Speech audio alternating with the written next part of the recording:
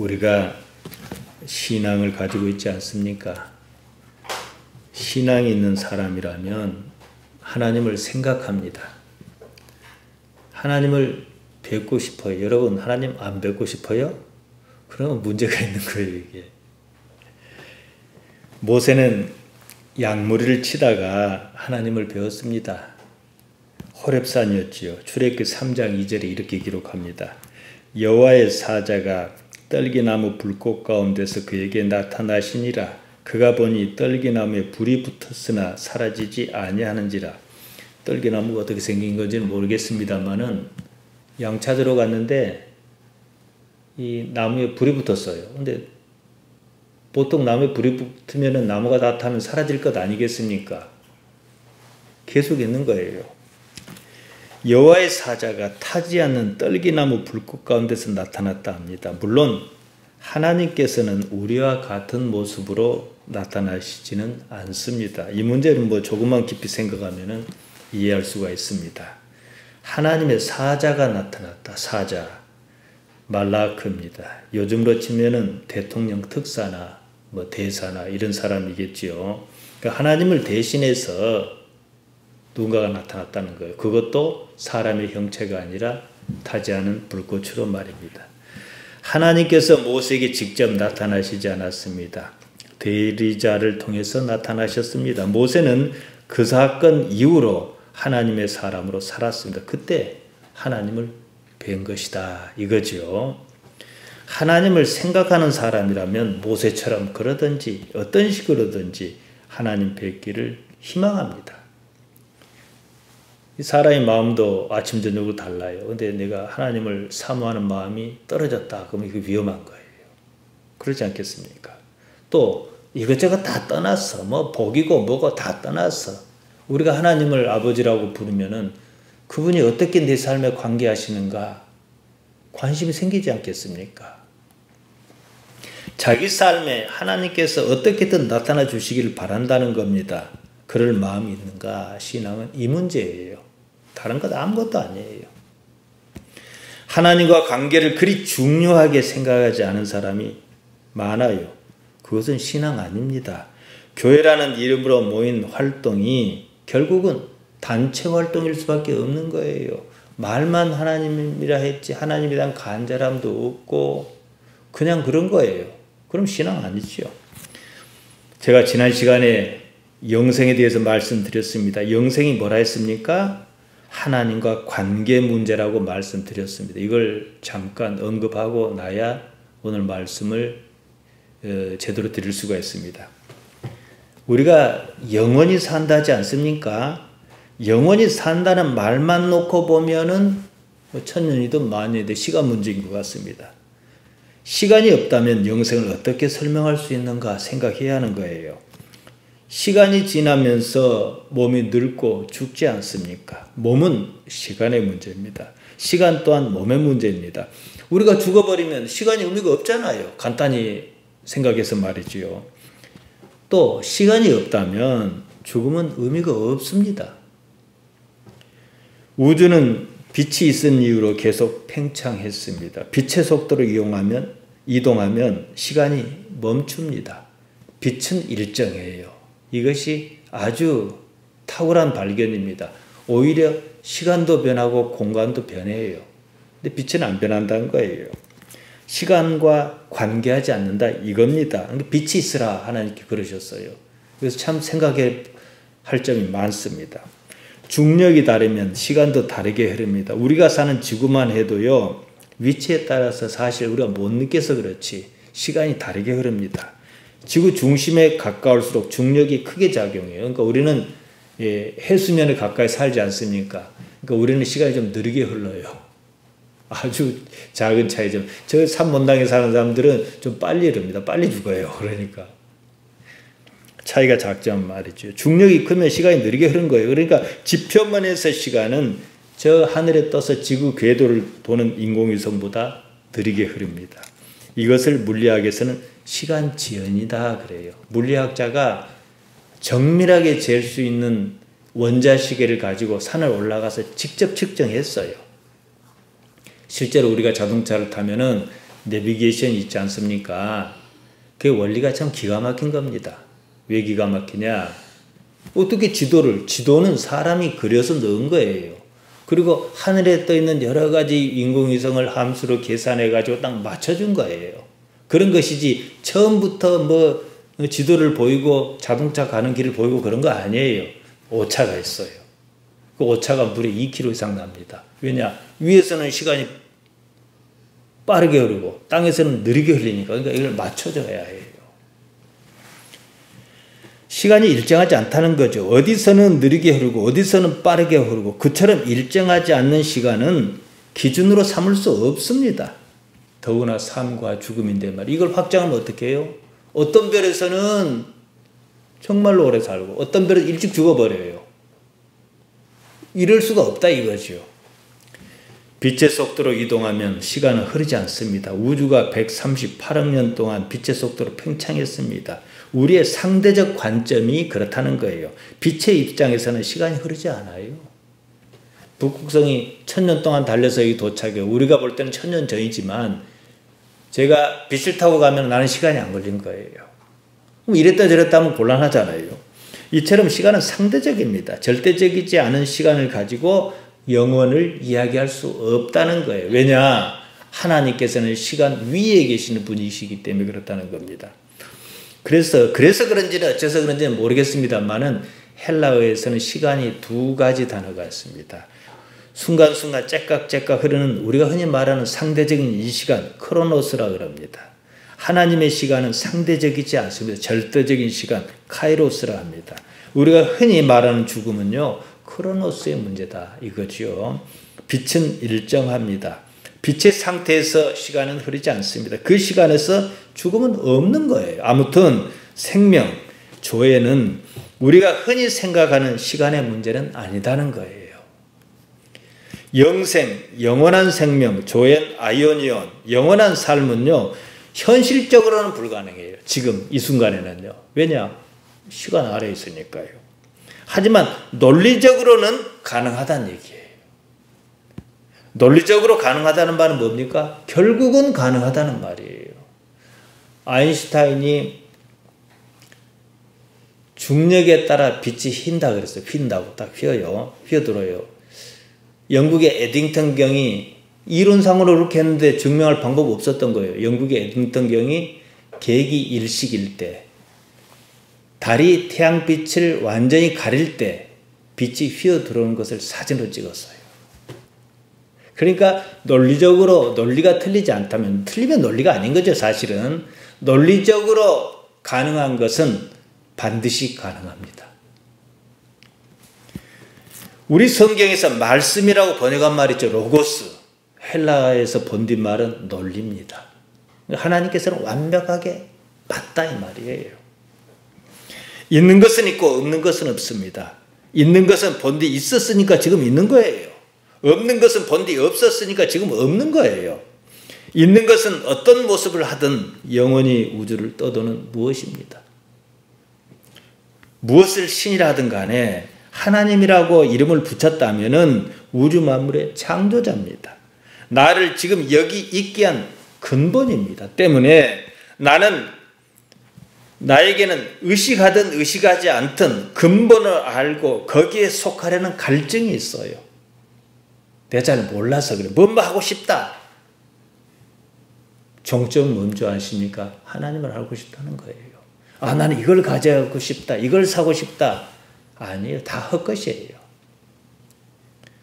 우리 내면 세계에는 어떤 그리움이 있습니다.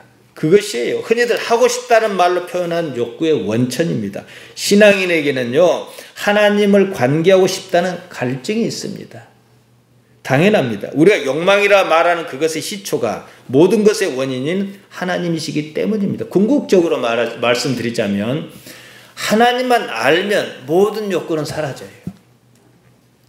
하나님을 모르면 그것을 대체할 만한 욕구가 생겨 가지가지의 욕구가 이 모습 저 모습으로 튀어나와 사람을 마구 괴롭힙니다. 그래서 우리 인생에는요, 이루고 싶지만 못 이루는 일이 많아요. 왜 그러겠어요? 이루고 싶은 걸 이루게 하면 하나님 모를 테니까. 그러지 않습니까? 예수님께서 유대 땅을 떠나 갈릴리로 가실 때였습니다. 사마리아를 질러 가셨습니다. 되게 유대인은 그러지 않아요. 사마리아 사람이 싫다고, 꼴보기 싫다고 돌아서 갑니다. 예수님 일행이 수가라는 동네에 이르렀습니다. 제자는 먹을 것을 사러 동네에 들어갔습니다. 6시쯤이었습니다. 우리 시간으로 하면 난 12시 정오쯤입니다. 예수님께서는 우물가에서 한 여자를 만나십니다. 한낮 땡볕 아래였습니다. 예수님께서 사마리아 여자에게 말을 거셨습니다. 물 좀 달라 그러셨습니다. 유대인은 사마리아 사람과 상종하지 않았습니다. 여자는 이상한 거예요. 어떻게 유대인인 당신이 내게, 사마리아 사람이 내게 물을 달라 합니까? 이랬습니다. 예수님께서 여자에게 말씀하십니다. 요한복음 4장 10절입니다. 내가 만일 하나님의 선물과 또 내게 물 좀 달라는 이가 누구인 줄 알았다면 내가 그에게 구하였을 것이요 그가 생수를 내게 주었으리라. 예수님께서 목이 말라서 물 달라고 하신 게 아니다 이 말이에요. 물을 핑계로 여자에게 말을 거셨습니다. 여기서 두 단어에 주의해야 합니다. 물과 생수. 원문에서 물이란 말은 사실 따로 없어요. 내게 물 좀 달라는 말은 원문에서는 달라, 이게 도수거든요. 도수가 달라라는 말이고, 모이 나에게, 페인 마시게, 나에게 마시게 좀 해봐라 이 말이죠. 물을 달라 번역한 말, 그 페인은 원형이 피노입니다. 마시다는 뜻입니다. 그냥 나에게 마시게 해라 이거죠. 그러니까 뭐 물이란 말을 생략했죠. 생수라고 번역하면 휘도르 조언입니다. 여기서 휘도르가 물이란 말이에요. 조언, 살다, 살아있는 물이죠. 그 생수는요, 끓인 물, 죽은 물이 아니라 살아있는 물을 말합니다. 그래서 우리가 샘에서 나는 물을 생수라 하지 않습니까? 물 하나 가지고 한 섞고 죽은 물과 살아있는 물로 비교하여 말씀하셨다는 사실에 주의해야 합니다. 내가 주는 물은 그냥 물, 마셔도 죽는 물이지만 내가 주는 물은 사는 물, 생명 있는 물이다 이 말이에요. 이때 생수는 뭐겠습니까? 휘도르조는 샘물이 아니지요. 예수님께 주시는 것이죠. 샘물조차도 죽은 물이다 이거예요. 아무리 마셔도 죽을 테니까 말이죠. 흔히들 생수는 자연 상태의 물을 말합니다. 하지만 예수님께서 하신 말씀은 그런 생수조차도 죽은 물이다 이 말씀입니다. 아무리 마셔도 시간이 지나면 또 마셔야 하고 갈증이 날 수밖에 없는 물이다 이거지요. 때문에 생수 휘도르조는 샘물을 말하지 않습니다. 중의적으로 쓰신 말입니다. 내 앞에 있는 내가 바로 하나님의 선물로 생수를 준다 이 말이에요. 생수가 뭘 가리키는지 이게 중요하지요. 하나님의 선물이라 했습니다. 도레아입니다. 은사라고 번역하기도 합니다. 이게 하나님의 선물이라는 뜻이에요. 도레아. 우리가 헌금을 드리지 않습니까? 헌금 도론입니다. 같은 말이에요. 대가 없이 그냥 좋아서 드리든지 주든지 하는 게 도론이에요. 대상과 어떤 관계냐 이거예요. 선물은 그냥 주는 거잖아요. 어머니 아버지 생일이니까 제가 이거 샀어요. 좋아서 주지 싫으면 주겠어요? 헌금도 마찬가지입니다. 헌금을 하긴 했는데 아깝단 말이에요. 그러면 뭡니까? 이것은 뭐 헌금을 하느냐 마느냐 이 문제가 아니고 하나님과 관계가 내가 아까운 마음이 들어요. 그럼 하나님 관계가 안 좋다는 뜻이에요. 그러면 도론이 아니지요. 거래지요. 하나님과 그렇고 그런 관계라면 하나님의 선물, 하나님의 은사, 도레아를 기대하기 힘들다는 거예요. 관계를 말씀드렸습니다. 영생은 시간적으로 오래 사는 문제가 아닙니다. 관계의 문제, 하나님과 어떤 관계냐는 거예요. 인간에게는 알 수 없는 갈급한 것이 있습니다. 본래 것에 대한 갈증입니다. 하나님으로 갈증을 해소하고자 합니다. 하나님과 좋은 관계로 풀어야 할 갈증을 다른 것으로 풀려 합니다. 이걸 뭐랍니까? 욕망이라는 거예요. 그 사실을 모르고 대개는 거기에 매입니다. 그 때문에 삶에 많은 부작용이 있습니다. 단지 어떤 그리움을 해소하려 했을 뿐이에요. 그런데 그것이 죄 때문이라고들 합니다. 모르는 말은 아니죠. 하지만 상당히 관념적입니다. 결국은 자기도 모르는 말이에요. 그러면 답이 없어요. 죄의 하마르티아는요, 하나님을 몰라서 하나님과 관계 짓는 방법을 몰라서 하나님과 관계가 좋지 않아서 빚어진 참사입니다. 인생이 불행한 것은 그 때문입니다. 알 수 없는 그리움, 내면에 갈급이 있습니다. 이것이 하나님께로 향하면 제대로 길을 찾은 거예요. 그러니까 우리는 무조건 어떻게 하나님을 좋아할까? 어떻게 하나님을 사랑할 수 있을까? 모든 생각을 여기에 초점을 맞춰요. 일단 그게 답이니까요. 내가 당장 이해를 할 수 있든 없든 말이에요. 그리고 하나님과 좋은 관계를 모색합니다. 시편 기자는 이렇게 노래했습니다. 시편 42편 1절 2절 보면요. 하나님이여 사슴이 시냇물을 찾기에 갈급한 같이 내 영혼이 주를 찾기에 갈급하니이다. 내 영혼이 하나님과 생존하시는 하나님을 갈망하나니 내가 어느 때에 나아가서 하나님 앞에 배울고 그 갈급하게 느끼는 그 마음을 우리가 읽을 수 있지 않습니까? 시편 기자는 시편 기자고요. 지금 내가 하나님에 대한 이런 갈급한 이런 마음이 있는가 생각해야 합니다. 나는 하나님 없으면 못 살아. 참 이거 은혜스러운 말이에요. 그런 말이 나올 수 있어야 해요. 갈급하다는 말 아라그입니다. 간절히 바라다, 갈망하다 이런 뜻입니다. 이어서 나오는 갈망하다 말도 있는데 참입니다. 목마르다는 뜻입니다. 그래 아까 제가 수가성 여인 그 얘기 했지요. 갈급한 상황을 이제 수사적으로 표현합니다. 이 시어에서는 이 단어도 썼다가 이 단어도 썼다 하지 않습니까? 하나님을 얼마나 바라는지 그 상황을 미가는 이렇게 노래했습니다. 미가서 6장 6절에 7절입니다. 내가 무엇을 가지고 여호와 앞에 나아가며 높으신 하나님께 경배할까? 내가 번제물 1년 된 송아지를 가지고 그 앞에 나아갈까? 여호와께서 천천의 수양이나 만만의 강수 같은 기름을 기뻐하실까? 내 허물을 위하여 내 맏아들을, 내 영혼을 위해 죄를 인하여 내 몸에 열매를 드릴까? 하나님께 무엇을 원하시겠습니까? 나 자신이에요. 구구절절 하나님을 바라는 마음이 보이지 않습니까? 우리에게 이런 마음이 있는지 생각해야 합니다. 이런 마음이 있으면 살고 없으면 죽습니다. 삶의 문제는 이거예요. 영생이 하나님과 관계 문제를 하지 않았습니까? 하나님 없으면 죽겠다. 그런 사람은 사는 것이고 하나님 있으면 좋긴 좋지만은 뭐 그렇게까지 이러면 죽는 거예요.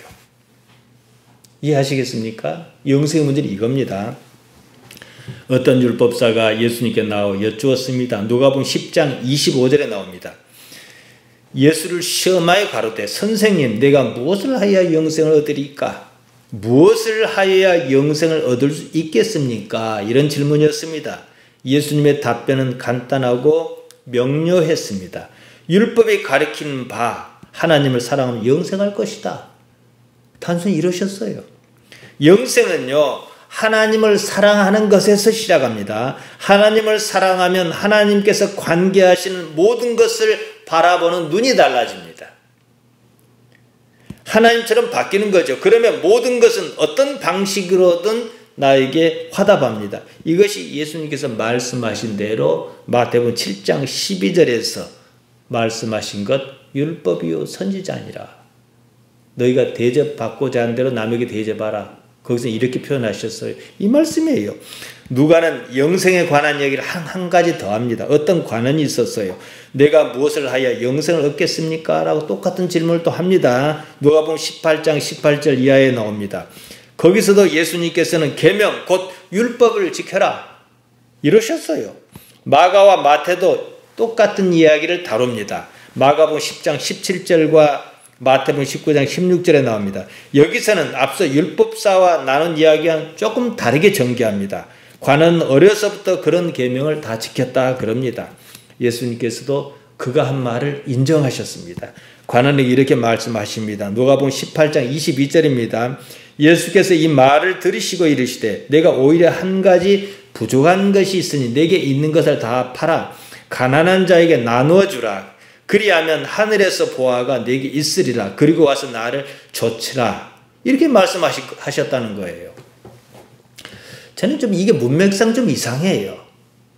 앞서서 그 강도 만난 자의 이웃이 누구냐 여기서 영생을 말한 것도 마찬가지겠습니다만 이야기 방향이 본래 핵심과 다르게 어디로 새고 말았다는 거예요. 어떻게 해야 영생을 얻을 수 있는가 이 질문이 재물을 가난한 자에게 나눠주라든지 하늘의 보화를 기대하라든지 이런 식으로 흘러간다는 거예요. 교회에서는 더 심합니다. 가장 중요한 것은 영생은 온데간데 없어요. 가난한 자를 돌보라, 헌금하라 이런 식으로 얘기한다는 거예요. 핵심 아닙니다. 이건 마태나 마가나 누가도 헷갈렸는지 어쨌는지 잘 모르겠습니다만 좀 이상하게 기록하고 있어요. 잊지 말아야 할 것은요, 어떻게 해야 영생을 얻을 수 있는가 이겁니다. 영생으로 시작했으니까 끝까지 영생으로 문제를 풀어나가야 해요. 마태와 마가 누가 모두 이야기 전개 방식에서 문제를 드러냈습니다. 율법사와 대화에서는 내 이웃이 누구냐는 쪽으로 이야기가 새다가 사마리아 사람 이야기로 흘러갑니다. 누가는 부자 관원이라 했고 마태는 부자 청년이라 했고 마가는 다른 언급 없이 그냥 부자라 했어요. 그러니까 분명한 사실은 부자였어요. 아무튼 공통적으로 부자였는데요. 부자와 대화에서 영생의 문제가 어떻게 재물을 처리할 것인가 이쪽으로 세고 말았다는 거예요. 율법을 지키는 것이 어떻게 영생과 관계가 있다는지 제대로 따지는 사람이 없습니다. 핵심은 제쳐놓고 사마리아 사람처럼 선하게 살아야 한다든지 부자처럼 결국 돈 때문에 예수님 따르지 못하니까 헌금하라든지 주변 문제로 센다는 거예요. 물론 돈 문제를 뛰어넘지 못하면 영생은 어렵습니다. 대부분이 그래요. 오히려 돈 때문에 교회를 찾지 않습니까? 영생의 세계에서는 돈 가지고 어떻게 할 수 없는 것이 많습니다. 이 때문에 어떻게든 몸의 세계에서 해결해야 하는 거예요. 돈의 마음을 뺏겨 하나님께 인색한 사람에게 영생까지 생각할 여지가 물론 있겠습니까만서도요. 율법의 핵심은요. 십계명입니다. 십계명의 핵심은요. 하나님을 사랑하는 것입니다. 하나님 사랑, 이웃 사랑인데 이웃 사랑도 따지고 보면 그렇지만 이웃 사랑하면 하나님 사랑한 거 아니에요. 하나님을 사랑해야 이웃을 사랑할 수도 있는 거예요. 그러니까 이것도 하나 합치면 하나님 사랑이에요. 하나님 사랑하면 하나님께서 사랑하신 대상을 다 사랑할 거니까요. 하나님을 사랑하면 안식일 잘 지킬 겁니다. 하나님 사랑하면 우리 식으로 하면 교회 잘 나올 거예요. 이웃도 사랑할 겁니다. 영생은요, 시간의 문제가 아니에요. 하나님과의 관계 문제입니다. 그래서 율법 지키라는 거예요. 요즘 코로나 때문에 교회마다 난리가 아닙니다. 반년가까지 이어지면서 교인 수가 줄어든다고 합니다. 코로나가 문제가 아니에요. 코로나는 핑계지요. 하나님이 정말로 그토록 간절했다면 방호복이라도 입고 예배에 참석해야 해요. 그렇지 않습니까? 그거 돈 몇 푼 간다고요. 정부에서 거리를 두라, 마스크를 쓰라 그렇게 말해도 잘 따르지 않습니다. 나는 걸리지 않을 것이라고 생각해요. 옆에서 사람이 죽어도 남의 일입니다. 사실요, 코로나는 별것도 없어요. 마스크 잘 쓰고 지킬 것 제대로만 지키면 조금 불편해서 그렇지 크게 문제 없어요. 웬만하면 누구 만나는 거 조심하고 또 만날 일은 한 2m 이상 거리 두고 손 잘 씻고 요거 얼굴에 안 가게 손 하고 마스크가 거의 대부분 막아주고. 코로나 때문에 교회 하나요? 아니에요. 울고 싶은데 뺨 맞는 격입니다. 교회 빠지고 싶은데 마침 코로나가 터진 거예요. 하나님께서 코로나로 알곡과 가라지를 나누려고 하시는 것은 아닌지 모를 일이죠. 다시 말씀드립니다. 영생은요, 시간 문제 아닙니다. 지금 하나님과 관계가 어떻느냐는 거예요. 하나님께 대하여 간절한 마음이 있는가 이겁니다. 하나님을 생각하면요, 아무것도 필요하지 않습니다. 애틋해요. 결국 이 문제입니다. 예수님의 제자를 보십시오. 처음에 누가 보더라도 왜 예수님을 따랐는가 우리가 알만합니다. 점점 변해갔어요. 12명의 제자가 예수님을 따랐지 않습니까? 그중 하나는 제 길을 가고 말았습니다. 나머지 제자와 예수님의 관계가 무르익어 애틋했습니다. 제대로 발전했지요. 물론 처음부터 그런 관계를 바라고 예수님 따르겠다는 사람은 없었습니다. 아무튼 예수님께서는 그런 관계를 원하셨고 이루셨습니다. 이게 첫째 목표였어요. 요한복음 15장 14, 16절에는 이렇게 말씀하십니다. 사람이 친구를 위하여 자기 목숨을 버리면 이에서 더 큰 사랑은 없나니 너희가 나의 명하는 대로 행하면 곧 나의 친구라. 이제부터는 너희를 종이라 하지 아니하리니 종은 주인의 하는 것을 알지 못함이라. 너희를 친구라 하였노니 내가 내 아버지께 들은 것을 다 너희에게 알게 하였음이니라. 예수님께서 제자를 친구라 했어요. 친구란 말 매우 좋은 말입니다. 필로스입니다. 마음을 터놓을 만한 아주 가까운 사람, 친한 사람, 사랑하는 사람, 뜻이 통하는 사람입니다. 철학을 헬란 말로 필로소피아라고 합니다. 소피아가 지혜를 말하니까 필로스, 지혜를 사랑하는 것이 철학이에요. 잠언 9장 10절은 이렇게 말합니다. 여호와를 경외하는 것이 지혜의 근본이요 거룩하신 자를 아는 것이 명철이니라.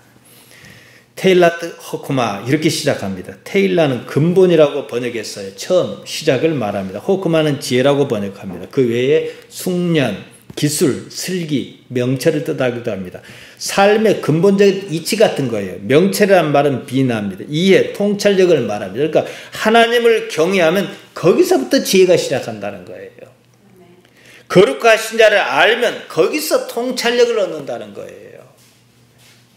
지혜와 통찰력 누구나 다 바랍니다. 그게 있어야 세상을 잘 살 테니까요.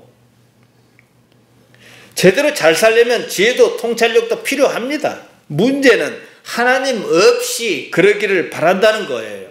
불가능합니다. 아는 것, 다트입니다. 동사로는 알다, 야다입니다. 신약 성경에서 헬란말 기노스코가 거기에 해당합니다. 이것은 워낙 제가 자주 말씀드렸습니다. 충분히 경험해서 익숙히 아는 것, 즉 관계를 말합니다. 그 때문에 남녀 관계에도 이 말을 씁니다. 예수님께서는 제자를 가리켜 필로스다, 친구다 그러셨어요. 너희는 종이 아니다, 친구다. 마음이 통한다 이 말씀입니다. 깊은 관계, 친구 사이에 이해관계가 있겠습니까? 없어요. 그냥 좋아서 만나는 거예요. 돈 거래 때문에 만나는 것 아니에요. 서로가 서로를 깊이 압니다. 그겁니다. 이런 상황에서 무엇이 더 필요하겠습니까? 제자는 예수님으로 말미암아 하나님보다 더 깊은 관계를 가지고 싶었습니다. 처음부터 그런 것은 아니었습니다. 신앙의 방향이 바뀌었습니다. 성숙했습니다. 오늘날 교회 다니는 사람은 처음이나 나중에 별로 바뀐 것이 없어 보여요. 오로지 돈이에요. 빌립이 이런 분위기가 무르익었을 때 예수님께 이런 말을 해요. 요한복음 14장 8절입니다. 주여 아버지를 우리에게 보여주옵소서. 그래야면 족하겠나이다. 자, 이 분위기 느끼시죠? 좋아하지 않으면 보여달라 왜 해요? 껄끄러운데. 그러지 않겠습니까? 아버지는 이게 멀리 계시게 두고 난 여기서 열정을 정하겠다 이러지 보여달라 하겠습니까? 예수님께서 빌립에게 이렇게 답변하셨습니다. 요한복음 14장 9절입니다. 예수께서 가라사대 빌립아 내가 이렇게 오래 너희와 함께 있을 때 내가 나를 알지 못하느냐. 나를 본 자는 아버지를 보았거늘 어찌하여 아버지를 보이라 하느냐. 빌립이 아버지를 우리에게 보여주옵소서 이 보다 데이크니오를 썼습니다. 반면 예수님께서 나를 본 자는 아버지를 보았거늘 두 번 나오는 보다는 말은 호라오입니다. 나중에는 아버지를 보이라 하느냐 이것은 빌립이 쓴 말과 똑같이 데이크니오를 썼습니다. 크게 따질 것은 없습니다만은 데이크니오는 주로 보이다, 지적하다, 알리다, 증명하다, 가르치다 이런 의미고요. 호라오는 찾아내다, 주목하다, 관찰하다, 깨닫다, 이해하다 이런 뜻이에요. 조금 더 깊은 의미입니다. 그러니까 빌립이 아버지를 데이크니오 보여달라 이렇게 말했을 때 예수님께서는 너는 나로 인하여 이미 호라오 깨달았다. 때문에 특별히 보일 일 데이크니오가 없다. 이런 뜻으로 하신 말씀입니다. 빌립이 아버지를 보여달라 했다는 사실은 아버지와 깊은 관계를 가지겠다는 거예요. 지금 예수님과 어떤 관계냐 그것이 아버지와 어떤 관계냐는 것과 같다. 예수님께서는 이 말씀하시는 거고요. 그들은 예수님과 필로스, 친구, 마음이 통하는 관계였습니다. 자, 이 분위기를 보세요. 얼마나 애틋합니까? 신앙은 이거예요. 이게 영생이라는 거예요. 하나님께서 그런 분으로서 내가 느낌을 받고 있는가, 가지고 있는가 이거죠. 기록을 보면 충분히 알 수 있습니다. 마태복음 5장 8절입니다. 마음이 청결한 자는 복이 있나요? 저희가 하나님을 볼 것이요. 하나님 본다 그랬어요. 본다. 호라옵니다. 말씀드렸듯이 눈으로 보는 것 아닙니다. 깨닫는 거예요. 깨달으면 그냥 거기서 끝나는 알물 깨닫다 이래요. 부처님이 깨달았다고 그냥 다 끝났다 이 말이잖아요. 하나님을 깨달았다고 끝났다 이 말이에요. 하나님과 어떤 관계냐는 것이지요. 마음 카르디아가 청결한 카다로스 깨끗한 순결한 사람이 복이 있다. 어떤 복이냐? 하나님을 호라오 경험하는 현실 세계에서 깨달아 경험하는 기피하는 복이 있다 이 말입니다. 하나님과 깊은 관계를 원합니다. 그래야 살 것 같습니다. 우리가 그래서 여기까지 왔습니다. 이제 마음이 깨끗해야 한다. 마음이 깨끗하다면 쉬운 거예요. 그냥 다 덜어내는 거예요. 아무것도 생각 안 하는 거예요. 다 덜어내면 무엇이 있겠습니까? 하나님밖에 없겠지요. 그래서 저는요, 예수님께서 그러신 것처럼 자기 부인을 무척 강조합니다. 자기 부인이 이루어지지 않으면 죽도 밥도 아니에요. 아무것도 이루어지지 않습니다. 근데 이 부분에 대해서는 그렇게 중요하게 생각 안 해요. 매우 중요합니다. 예수님께서 그것을 요구하셨기 때문입니다. 자기를 부인하고 나면 무엇이 남을까요? 이게 답입니다. 마가복음 8장 34절입니다. 무리와 제자를 불러 이르시되 아무든지 나를 따라오려거든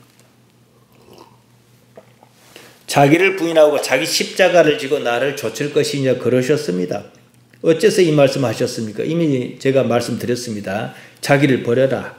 자기 생각을 버려라 이건데요. 부인하다는 말 아파르네오마입니다. 포기하는 것을 말합니다. 제 것이 아니라고 여기는 것입니다. 나 없다 그 말이에요. 내가 없는데 죽고 살고 하는 게 무슨 대수입니까? 살려고 하니까 죽음이 무서운 거 없고 자꾸만 죽을 일만 생기는 거죠. 하나님께서는 완전하신 분입니다. 나는 나를 버릴 수 있어요. 있다면 무엇 때문이겠습니까?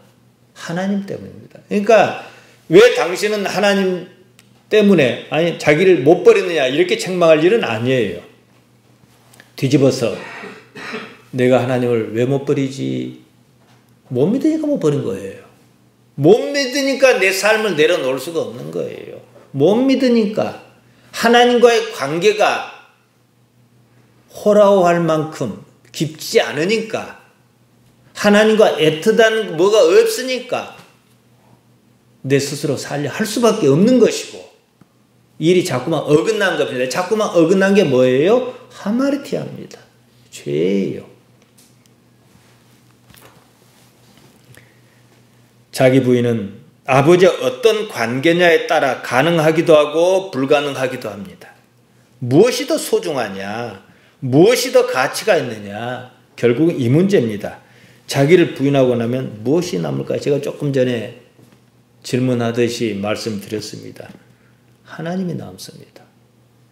나는 나를 부인했으니까 나는 없어지잖아요. 나는 남을 게 없지요. 하나님을 깊이 알고 싶다면 반드시 자기라는 것을 없이 해야만 합니다. 나라는 것, 나라고 여기는 그것은 생존 메커니즘에 따라 반응하고 움직입니다. 몸은 생존에 무엇이 유리한가? 그것만 신경 씁니다. 생존은 단지 몸의 일입니다. 시간 아래의 일입니다. 영생과는 아무런 관련이 없습니다. 더구나 우리는 하나님을 아버지로 모시고 있지 않습니까? 하나님께 이르는 보다 깊은 관계에 들고 싶다면 반드시 나를 버려야 합니다. 이 말을 쉽게 이해할 수 있어요. 세상에 안 되는 일이 참 많아요. 안 되는 일에 어떻게 저항합니까? 싫다 그래요. 왜 내 팔자는 이런 거? 남들은 다 잘만 나가는데 나는 왜 이렇게 이런 거? 내 인생은 왜 이런 거? 이게 바로 저항하는 거예요. 하나님께서 아니 계시면 뭐 그럴 수 있습니다. 그러나 이 삶을 이해하는 건 아니에요. 그러나 하나님께서 계시고 하나님과의 관계가 깊으면 어떻게 생각하겠어요? 무슨 일로 하나님께서 이 상황을 그대로 두시는가? 또는 하나님께서 이 상황을 어떻게 풀어내시려는가? 이렇게 바라볼 것 아니겠습니까? 나를 버리는 것이요. 하나님을 깨닫는 유일한 방법입니다. 자기 스스로가 무엇을 이루겠다는 것, 마음에 하나님 외에 아무것도 없는 상태여야 합니다. 그리고 단지 지금 여기서 해야 할 그 일을 하는 것뿐입니다. 딱 이 지점에서 여러분 스스로에게 질문을 한번 해보시기 바랍니다. 나는 무엇을 바라고 사는가? 하나님밖에 남는 거 없어요. 그렇지 않습니까? 아무리 무엇을 바라봐요. 근데 죽으면 다 없어져요. 하나님 아버지 말고 없습니다. 하나님 아버지 때문이라면 나는 아무것도 아니어도 좋다. 이런 무엇이 있어야 하지 않겠습니까?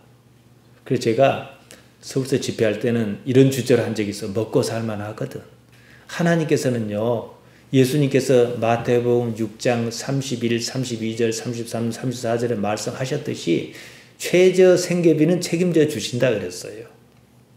나머지는 하나님 필요에 따라서 알아서 하신다 그러셨어요. 그러니까 먹고 살만 하면은 무엇을 바라야 할 것인지. 그러니까 우리가 먹고 살만한 상황도 아닌데 그런 요구까지 하시지는 않았다 이 말씀이에요.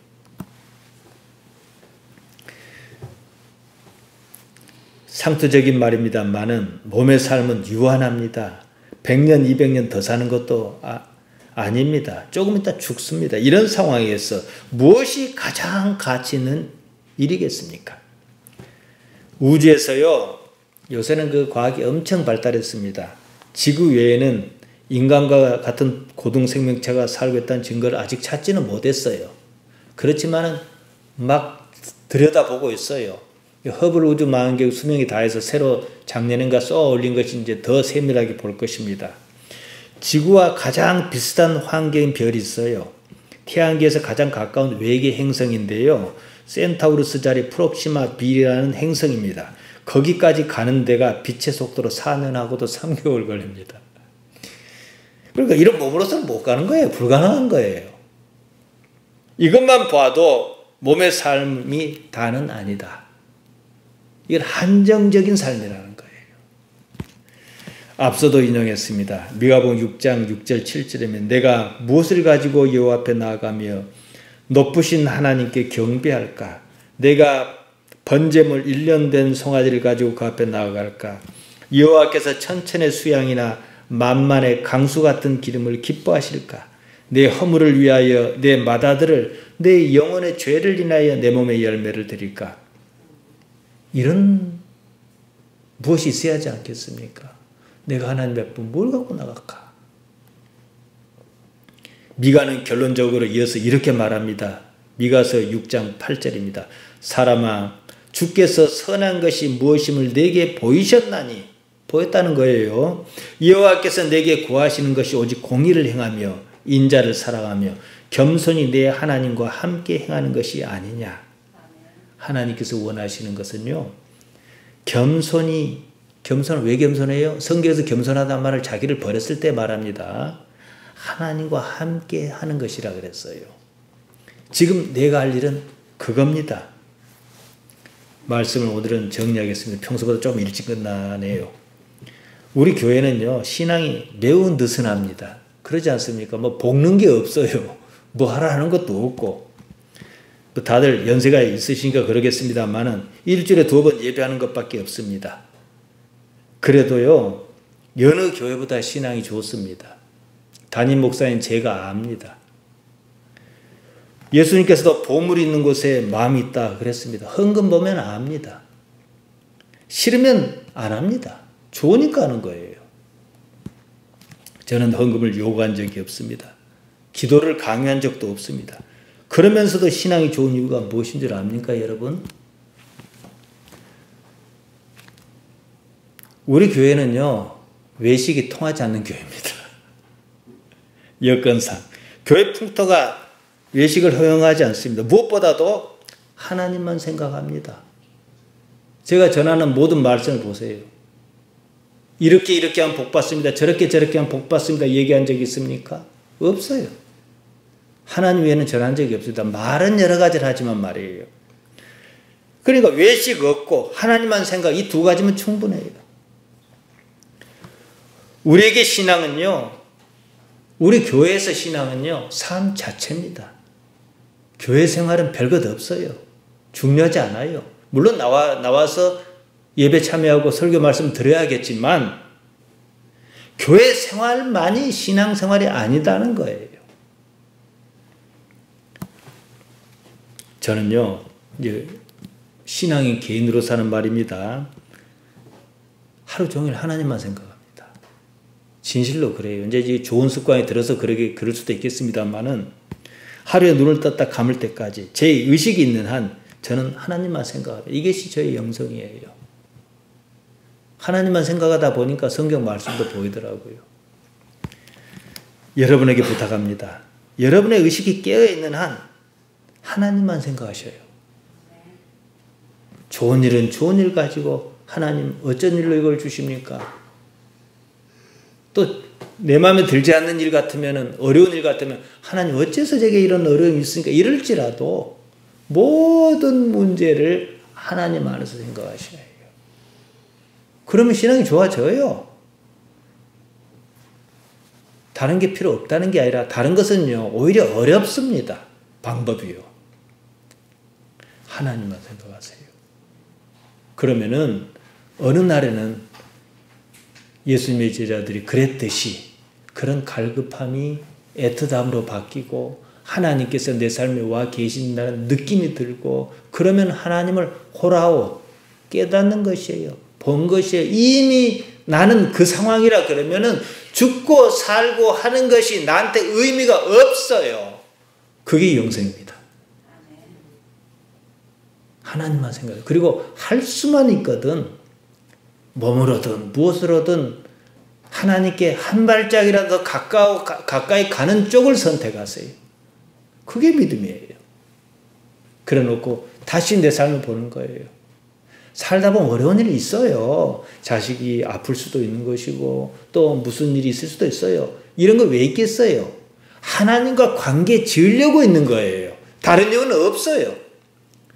그렇지만은 어느 정도 성숙한 사람에게는 그런 일이 줄어들고 꼭 구태여 그거 아니라도 하나님과 애틋한 관계에 있는데 왜 어려움을 주겠어요?